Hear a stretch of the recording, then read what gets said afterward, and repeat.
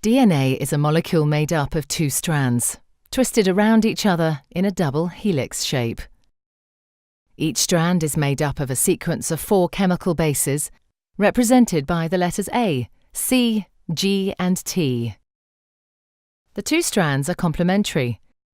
This means that wherever there's a T in one strand, there will be an A in the opposite strand, and wherever there's a C, there will be a G in the other strand. Each strand has a 5' end and a 3' end.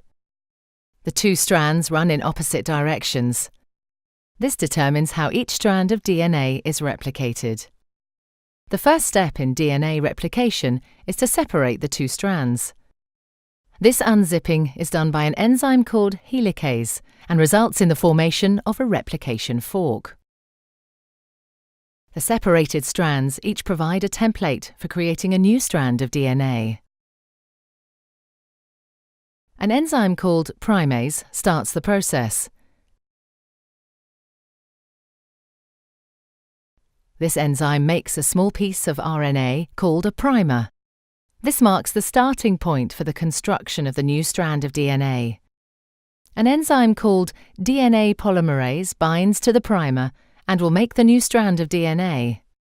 DNA polymerase can only add DNA bases in one direction, from the 5' end to the 3' end.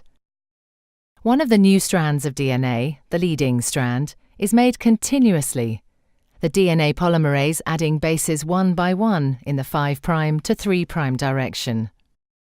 The other strand, the lagging strand, cannot be made in this continuous way because it runs in the opposite direction.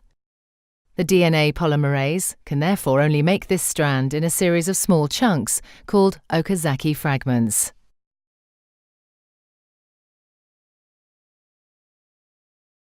Each fragment is started with an RNA primer. DNA polymerase then adds a short row of DNA bases in the 5' to 3' direction.